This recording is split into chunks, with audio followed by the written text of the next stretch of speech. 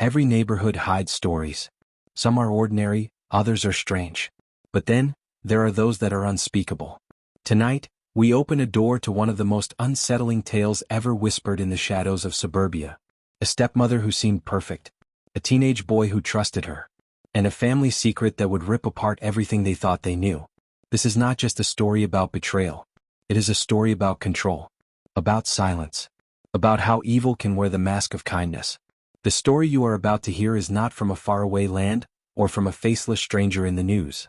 It happened in a place like your own town, on streets like yours, in homes that looked safe. The stepmom next door, the boy who had no escape, and the night when everything changed.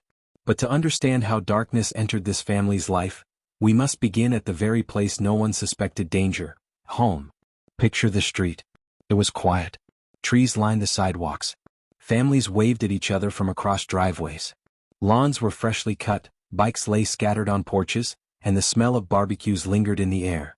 To anyone driving through, it was ordinary. Safe. The kind of neighborhood where you would never think to lock your doors. And inside one of those houses lived a family.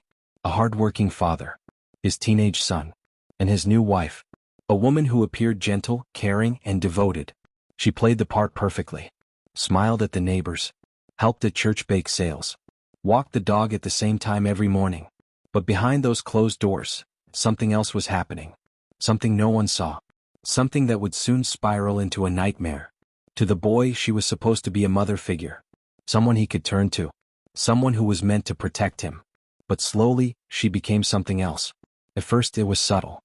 A compliment that felt just a little too personal. A lingering glance that lasted a second too long.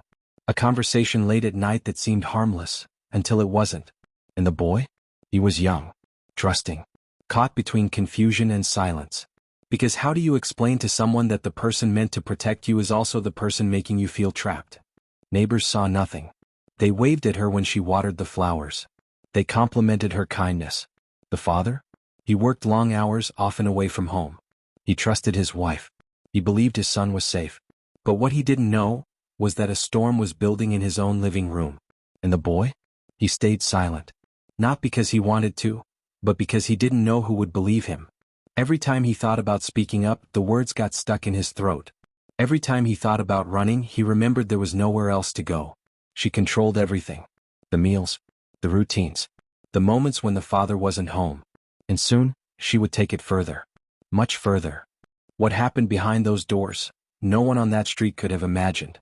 The house that looked so ordinary became the place of a secret no one dared to speak. And when the truth finally began to unravel, it was too late. Before we continue deeper into this story, take a second and subscribe. Because the truth is, stories like this don't just live in documentaries. They don't just appear in headlines. They live in neighborhoods like yours. And once you hear what happened on that street, you'll realize that sometimes the scariest monsters are the ones standing right beside you. It was the kind of town where families waved to each other across freshly cut lawns. Where porch lights glowed like beacons of safety. Where children played until the streetlights came on. The family lived in a modest two-story house, painted white with blue shutters. On the outside, it was just like every other home. A swing set in the backyard. A dog barking in the distance. A small American flag hanging by the front porch. The boy's father had worked hard to give his son a normal life. He remarried, hoping to rebuild after the pain of divorce. His new wife seemed to fit right in, warm, polite, and eager to play her role. To neighbors, she was a picture of stability. But appearances deceive. The community saw Sunday barbecues, polite smiles, and a family that blended well. What they did not see were the nights when the house went quiet. When the boy was left alone with her. When trust turned into something else. The killer next door was not always a murderer. Sometimes the monster begins as a whisper. As something that seems small. Until one day it is too late to stop. He was a good man. Or at least he tried to be. Long hours at work. Bills to pay. A son who needed him. When he remarried, he believed he was giving his boy stability. A maternal figure. Friends said he looked happier than he had in years. His co-workers recalled him speaking of his wife with pride. "She's good to my son," he'd say. "She treats him like her own." But the truth was different. The father's blind trust created the perfect cover. The stepmom had full access. The boy, dependent and young, had nowhere to turn. What should have been protection became neglect. And neglect opened the door to manipulation. She was not extraordinary. That was her gift. Blending in. Appearing harmless. She baked cookies for neighbors. She drove the boy to school. She smiled at church. But beneath her polite exterior was a hunger, a desire for control. She did not see him as a child to protect. She saw him as a pawn. Her charm disarmed suspicion. But her silence, and the boy's silence, kept the truth buried. The community never saw the warning signs. They looked at her and saw goodness. But evil often wears the softest face. He was shy. Reserved. A teenager caught in the storm of a broken home. He wanted peace. He wanted to belong. When his father remarried, he hoped for a mother figure. Someone to guide him. Someone to care. Instead, he found himself trapped. At first it was small. A lingering touch. Words that blurred the line between comfort and control. Things he didn't understand. Things he didn't want to believe. But the truth became undeniable. She was not protecting him. She was crossing lines that should never be crossed. He wanted to tell. He wanted to scream. But how do you tell the world that the woman your father loves is hurting you? How do you destroy the only family you have left? Neighbors began to notice little things. The boy was quieter. He avoided eye contact. Sometimes he flinched when she touched his shoulder in public. One teacher remembered him staring out the classroom window for long stretches, lost in thought. Another recalled him snapping at small questions as if carrying an invisible weight. But no one connected the dots. Because how could they? She was polite. She was kind. She was the stepmom everyone wished they had. And so the secret grew stronger. The silence grew louder. And the boy grew weaker. Until one day, the truth began to leak through the cracks. By the way, if you haven't subscribed yet, now is the time. Because the darkest parts of this story are still ahead, and trust me, you don't want to miss what comes after this. Rumors started. Small at first. A neighbor heard shouting late at night. A friend said the boy confided in him, but it sounded too unbelievable to repeat. The father dismissed the signs. The community ignored the whispers. And in that silence, the stepmom tightened her grip. The boy was trapped in his own home. His cries went unheard. His pain went unseen. And the monster was free to walk in daylight, wearing the mask of a loving wife. The world outside kept smiling. But inside those walls, a nightmare grew stronger each night. This was only the beginning. Stay with me because in the next hour, the whispers become impossible to ignore, and the truth will explode into the open. The whispers grew louder. It started with glances. A mother at church noticed how tightly the stepmom's hand rested on the boy's shoulder, almost possessive. A neighbor caught the boy staring at the ground whenever she spoke for him. Little things. Tiny cracks in the mask she wore. But the cracks were there. And once you saw them, you couldn't unsee them. The boy's teacher noticed it most. She remembered the boy handing in assignments late, his handwriting shakier, his eyes hollow. One day she asked him if everything was okay at home. He smiled, but the smile never touched his eyes. "I'm fine," he whispered. He wasn't fine.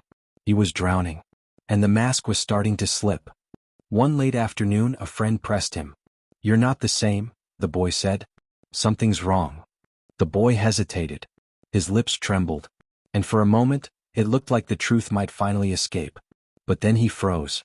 His stepmom's words echoed in his head. "If you tell anyone, no one will believe you. You'll ruin your father's life." So he stayed silent. And the friend, confused but loyal, never pushed further. Secrets this dark thrive in silence. And once again she had won. Suspicion began to spread quietly among the adults. The father's co-workers whispered about how distracted he seemed. A neighbor recalled a night when the boy stood outside in the cold, alone, staring up at the sky long after midnight. And yet, no one acted. Because suspicion is dangerous. Acting on it requires courage. And courage was in short supply. Meanwhile, the stepmom smiled through it all.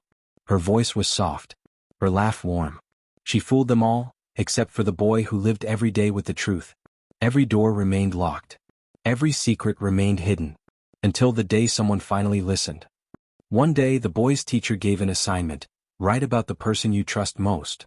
When she read his paper, her heart froze. He didn't write about his father. He didn't write about friends. Instead, he described a prison, a place where trust was broken, where silence was forced, where smiles hid pain. He never wrote her name. But the teacher knew. She felt it.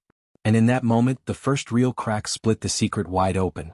She had a choice, look away like everyone else, or act. She chose to act. And that choice changed everything. The teacher reached out quietly to the school counselor. She didn't have proof. She didn't have a name. But she had a feeling. And sometimes, a feeling is enough to spark a chain reaction. The counselor began watching him closely. His silence. His avoidance. His forced smiles. Together, they decided to call him in for a private talk. The boy sat in the chair, fidgeting, eyes darting. "Is everything okay at home?" they asked. A long pause. His lips trembled. His eyes filled with tears. But once again fear won. "I'm fine," he whispered. And the secret survived another day. By now, the whispers had spread far beyond the house. Some neighbors thought it was just tension between stepmom and stepson. Others believed he was troubled, acting out. But those closest to the family noticed more. The father always distracted. The boy always withdrawn. The stepmom always hovering. The town was talking. But still, no one had the courage to speak the truth aloud. And so the nightmare continued. But darkness can't hide forever. Secrets always find their way to the surface. And soon, her mask would shatter. You've made it through the second hour of this chilling story. The mask is slipping, the town is whispering, and the boy is running out of time. Stay with me, because in the next hour, the whispers turn into screams, and the truth can no longer be buried. Make sure you've liked this video, subscribed to the channel, and turned on the notification bell, because you will not want to miss what comes next. One evening at dinner, the boy sat silently as his stepmom spoke for him. She controlled the conversation as always. But then, she slipped. She called him by a name no one else ever used. A name laced with mockery. His father frowned. The boy froze. For a split second, the mask cracked. The father brushed it off, telling himself it was just a joke. But the boy knew it wasn't. It was a reminder. A leash pulled tight. The boy began to dream of escape. In his sleep, he saw himself running through endless streets. But every time he thought he was free, he heard her voice behind him. "No one will believe you." He woke up shaking, drenched in sweat. But something was different. This time, instead of fear, there was a spark of anger. And anger can be the beginning of courage. And with every slip, her grip was loosening. The boy began to dream of escape. In his sleep, he saw himself running through endless streets. But every time he thought he was free, he heard her voice behind him. "No one will believe you." He woke up shaking, drenched in sweat. But something was different. This time, instead of fear, there was a spark of anger. And anger can be the beginning of courage. He couldn't say the words aloud, but he could write them. One morning, he slipped a folded note into his teacher's hand. Inside were just 4 words, "I can't go home." The teacher froze. Her hands trembled. She looked at him, but he avoided her eyes. And with that note, everything changed. Because silence had finally cracked. The teacher alerted the counselor. The counselor reached out to the father. But when confronted, the stepmom smiled sweetly. She laughed. She denied everything. "He's just acting out," she said. "He doesn't like me because I'm not his real mom." Her words sounded reasonable. Her smile convincing. The father, torn between doubt and loyalty, chose denial. And denial is the strongest ally darkness can have. One night, the boy couldn't take it anymore. He opened his window quietly. His small hands gripped the frame. He climbed out into the darkness. For the first time, he thought he was free. But footsteps followed. A shadow appeared. Her voice cut through the night. "Where do you think you're going?" He froze. Caught. She pulled him back inside. Locked the window. Whispered a chilling reminder, "You'll never leave me. Never." And just like that, hope slipped through his fingers. Still, the spark inside him refused to die. Late one night, when she was distracted, he picked up the phone. His hands shook as he dialed. He whispered to the operator, "I need help." But before he could finish, the phone was ripped from his hand. She slammed it down. Her eyes burned. And with venom in her voice, she said, "Do that again and you'll regret it." The boy realized the truth. He was running out of chances. And someone needed to save him, before it was too late. You've just made it through this episode and the tension has never been higher. The boy is trying to escape, the town is starting to whisper louder, and the mask is slipping. But in the next episode, everything begins to unravel. Secrets explode into the open. Lives are shattered. And nothing will ever be the same. Don't forget to subscribe, like this video, and hit the bell icon, because you need to see what happens when the walls finally come crashing down. The neighborhood was starting to notice. The boy, once bright-eyed, now moved like a shadow. His smile was gone. His shoulders hunched. His voice barely rose above a whisper. A neighbor whispered to another, "Something's not right." The stepmom, always quick with charm, brushed it off with a laugh. But whispers have power. And once they start, they spread. The teacher who held that note couldn't shake the feeling. Every night she thought of his words, "I can't go home." So she pressed harder. She contacted child services. She made noise. The stepmom was furious. She cornered the boy. Eyes blazing, she hissed, "What did you tell them?" He stammered, shook his head. But she knew. And when someone like her feels the walls closing in, they don't loosen their grip. They tighten it. The father began to notice small cracks in her story. She said the boy was always disrespectful. But his teachers described him as polite. She claimed he never listened. But neighbors saw him mowing lawns, taking out trash, helping quietly without complaint. One lie at a time, the mask was slipping. The father didn't want to believe. But doubt is like water dripping on stone, slow, relentless, impossible to ignore forever. One late afternoon, the boy finally broke. In a trembling voice, he told his friend the truth. Not everything. Just enough. The friend's eyes widened. His face paled. He didn't know what to say. But the secret was out. And secrets, once spoken, can't be silenced again. The father came home early one night. And for the first time he saw what had been hidden from him. The raised voice. The harsh grip on the boy's arm. The fear in his eyes. It was just a glimpse. Just a moment. But it was enough to shatter him. Because deep down he had known all along. He just hadn't wanted to see it. The teacher's persistence finally paid off. A call came in. Authorities would be visiting the house. The stepmom sensed it. She paced. She fumed. She tried to plan her next move. But the boy felt something he hadn't felt in years. Hope. Because maybe this time, someone would finally believe him. The knock on the door came like thunder. Authorities stood tall, their voices firm. "We need to talk." The stepmom smiled, her charm switched on like a mask she'd worn 1,000 times before. But this time, it wasn't working. The boy, trembling, peeked from the hallway. And in that moment, the stepmom's world began to crumble. At the station, questions flew like daggers. Why did the boy write that note? Why are the neighbors saying he's afraid? Why do your stories never match his teachers? Her smile faltered. Her answers tangled. The boy, sitting alone in another room, whispered his truth.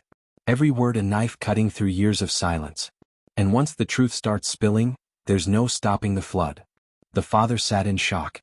Every flashback, every excuse, every lie, replayed in his head. He remembered the bruises, the excuses about clumsiness, the boy's quiet, "I'm fine." And suddenly it all made sense. The man who thought he'd built a safe home realized he'd been living with a monster. When the cuffs finally clicked shut, the street outside fell silent. Neighbors gathered at their windows, whispering in disbelief. The woman who smiled at block parties, who brought pies to barbecues, was being led away in handcuffs. The mask was gone. And in its place was the face of a predator, exposed for the world to see. The boy's life didn't change overnight. Healing isn't instant. It's messy. It's slow. It's filled with nightmares, therapy sessions, and days when the silence feels too heavy to bear. But there was light. For the first time, real light. He could sleep without fear. He could speak without trembling. And slowly, piece by piece, he started becoming himself again. This story isn't just about one house. It's about the house next door. The one that looks ordinary. The one where laughter hides screams. The one that could exist on any street, in any town, anywhere in the world.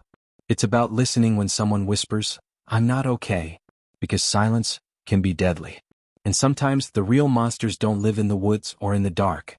Sometimes they live right next door. If this story kept you on the edge of your seat, don't leave now. There are more chilling stories, more haunting truths waiting for you here on this channel. Subscribe right now. Turn on the notification bell. And join me again as we uncover the secrets most people are too afraid to face. Because the next story might just be about your town.